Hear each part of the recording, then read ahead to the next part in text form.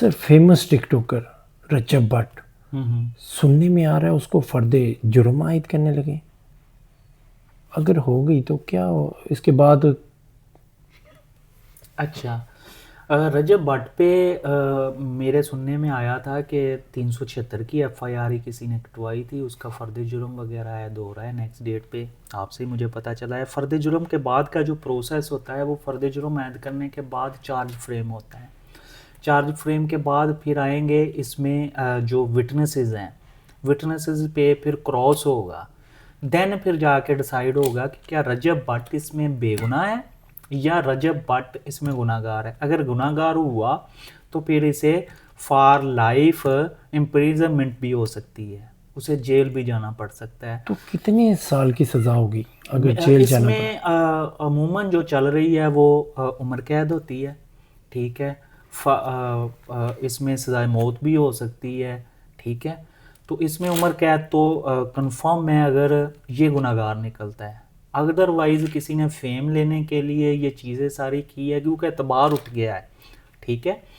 अब इन चीज़ों से एतबार उठ गया है कि यार ये जिस तरह के स्कैम चल रहे हैं, अगर किसी ने फेम लेने के लिए या ब्लैकमेलिंग के लिए किया हुआ तो ज़ाहिर सी बात है रजब भट्ट का वकील है जो वो इस चीज़ को डिफेंड करेगा और क्रॉस में ये चीज़ें बाहर निकाल लेगा, विटनेसेस से और उस लड़की से ये चीज़ें बाहर निकाल लेगा, जिससे रजब का केस बहुत बेहतर हो जाएगा और रजब इसमें बेगुनाह हो जाएगा।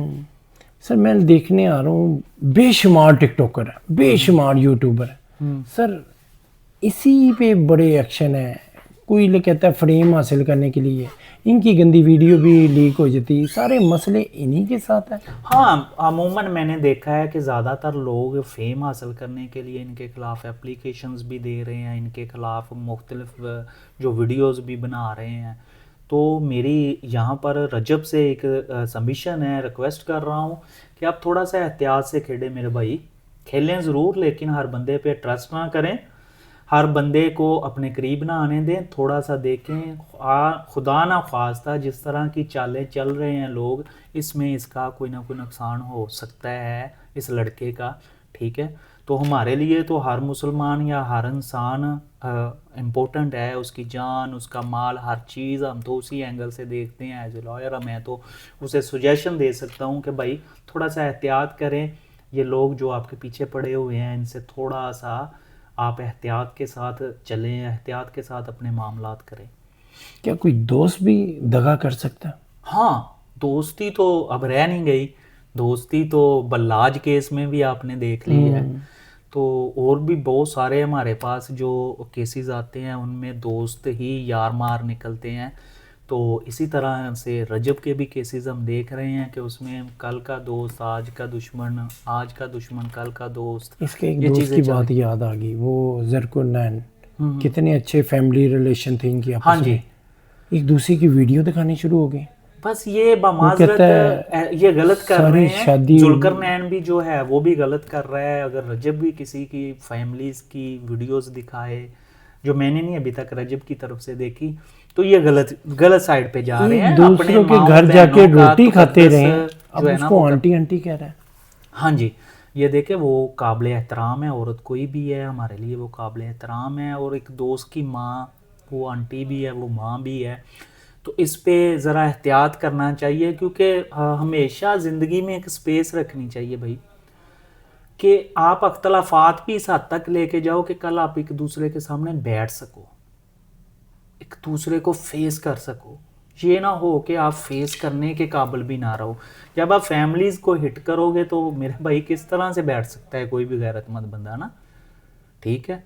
तो वहाँ पर ना तो एक ही बात है, या मरो या मारो फिर उसके बाद। तो आप अपने फेम के लिए एक दूसरे को इतनी नफ़रतों के भेंट ना चढ़ाओ जिस तरह से ये टिकटॉकर्स कर रहे हैं, फैमिलियों को इन्वॉल्व कर रहे हैं। तो ये गलत चल रहा है, ये बिल्कुल गलत है। मैं इसे बिल्कुल ही जो बहुत बद अमल कहूँगा इन लोगों का, इनकी सोच गलत है, इनके ये अमल गलत है। उन्हें क्या कहते हैं उन टिकटॉकरों को जो अपनी फैमिली में अपने दोस्त को एंटर करते हैं? यार देखें, अब हमें कोई ऐसा पैमाना तो है नहीं कि यार ये बंदा गलत होगा कल को। हम कैसे डिसाइड कर सकते हैं? अगर हमें इन चीज़ों का इल्म हो तो 100% ही उस बंदे के साथ हम अपना रिलेशन ही नहीं बनाएंगे किसी किस्म का भी। अब ये ट्रस्ट किया जाता है दोस्तों पे, फिर दोस्त होते हैं जो उनके साथ अपनी इज़्ज़तें साझी करनी पड़ती हैं, लोग करते हैं जिन पे एतबार होता है, ठीक है।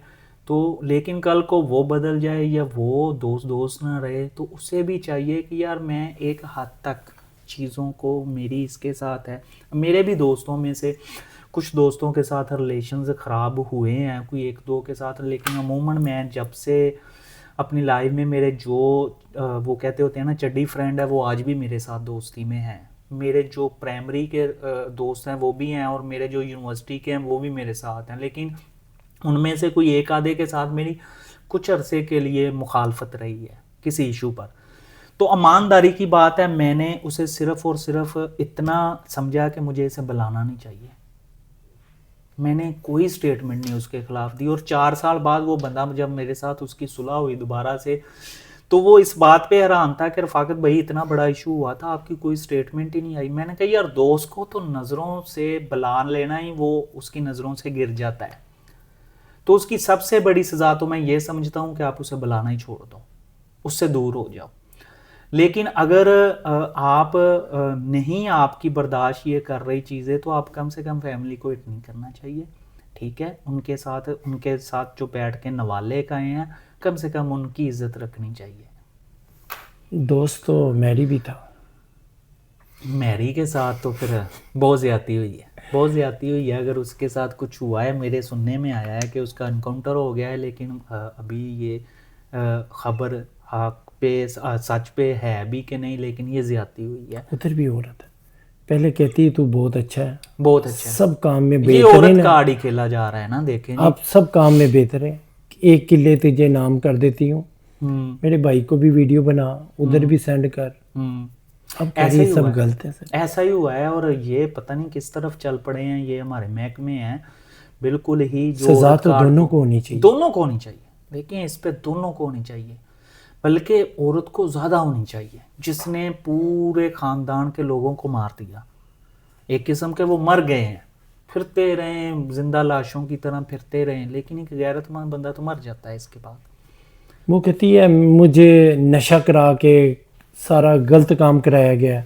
वहाँ वीडियो में एक इंकशाफ कर रही हैं, अगर वीडियो देखी जाए, वो तो 2-2.5 साल से आपस में रिलेशन में थे।